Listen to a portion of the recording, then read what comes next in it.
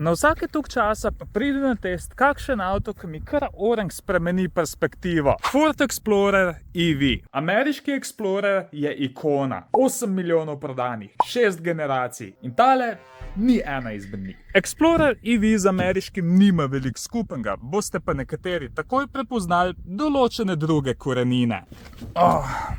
Tale avto je isto, kakor Capri nastal v sodelovanju s Volkswagenom in tudi platformo si v bistvu deli z modeli, kakor sta ID3 pa ID4. V bistvu 4,5 metra po velikosti pade med točno ta dva modela. Morebiti boš pri kakšni drugi znamki dobil malenkost boljše materiale, ampak ta avto odlikuje ena kopica odlagalnih površin, vključno s telim ekranom, ki se dejansko premika in zadnji razkrije še en predalček. Edino tale touchpad mi gre pa mičken na živce zaradi tega, ker pušča odtise, pa tudi občutek ni tako dober, kakor bi bil pri fizičnih gumbih. Ok, ampak pustimo tu, ker me je ta avto dejansko presenetil na en drugačen način.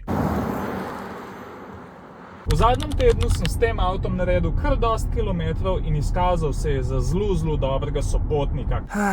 Spet neki delajo na cesti. V glavnem, hvala gre tukaj učinkovitemu pogonu, pa dokaj veliki bateriji.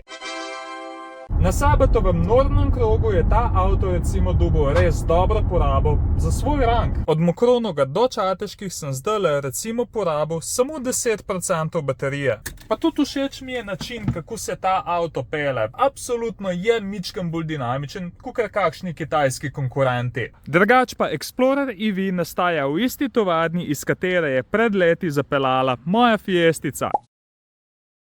Ampak brez dvoma je pa trenutno največji adut tega avta njegova cena. Z odšteto subvencijo, financiranjem pa Ford popustom je začetna cena Explorerja že manj kot 27 tisoč evrov. In tu je pa za toliko velika avta že zelo dobra cena.